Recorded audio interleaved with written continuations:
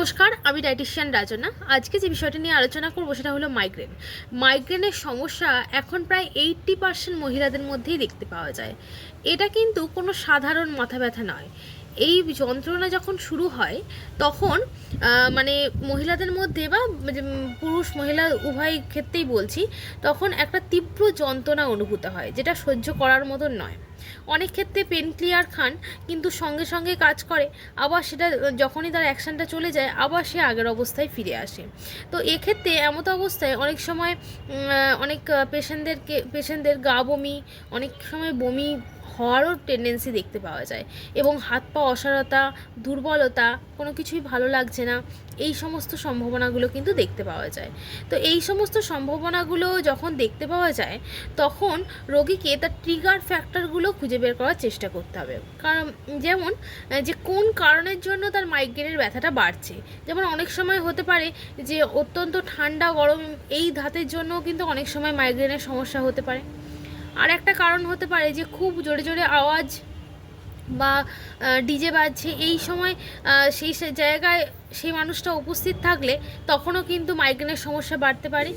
3 নম্বর যেটা বলবো, যে গন্ধ, খুব স্ট্রং ফ্লেভার যখন নাকের মধ্যে দিয়ে শরীরের মধ্যে যায়, যেহেতু এটা একটা নিউরোলজিক্যাল সমস্যা, সেক্ষেত্রেও কিন্তু মাইগ্রেনের সমস্যা বাড়তে পারে, এবং সেটা কয়েক ঘন্টা থেকে কয়েক দিন অবধি সেটা হতে পারে। 4 নম্বর যেটা বলবো সেটা হলো যে এই সময় নিজেকে একটুখানি ওই জায়গা থেকে বের করে নিয়ে এসে অন্ধকার ঘরে আলো বন্ধ করে থাকার চেষ্টা করুন। এবং অনেক সময় দেখা যায় অত্যধিক পরিমাণে কেক, পেস্ট্রি, চকলেট, পনির, এই সমস্ত জিনিসগুলো খাওয়ার ফলেও কিন্তু মাইগ্রেনের সমস্যা বাড়ছে।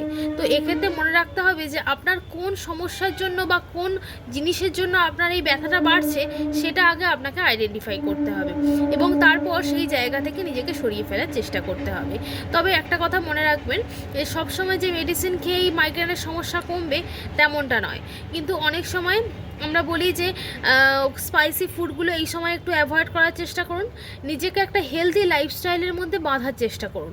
মানে সকালবেলা ঘুম থেকে উঠে একটু মেডিটেশন করার চেষ্টা করুন, তারপর একটা ব্যালেন্স ডায়েট করার চেষ্টা করুন, আর রাতে একটু ভালোভাবে ঘুমানোর চেষ্টা করুন, আর নিজেকে একটু স্ট্রেস ফ্রি রাখার চেষ্টা করুন।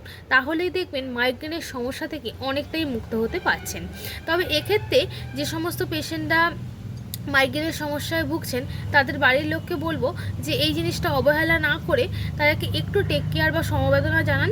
কারণ এই যন্ত্রণা কিন্তু খুব মারাত্মক হয়, এবং মাথার একটা সাইড প্রচণ্ড যন্ত্রণা হয়, এবং সেটা অনেক সময় ঘাড় অবধিও নামতে পারে। তো এই তীব্র যন্ত্রণা থেকে মুক্ত হওয়ার জন্য নিজের লাইফস্টাইলকে একটু চেঞ্জ করুন, এবং ডায়েটের দিকে একটু মন দিন। দেখবেন আগের থেকে আপনারা অনেক ভালো আছেন। আশা করছি ভিডিওটি ভালো লাগবে। ভিডিওটি ভালো লাগলে একটা কমেন্ট এবং শেয়ার করবেন। ধন্যবাদ।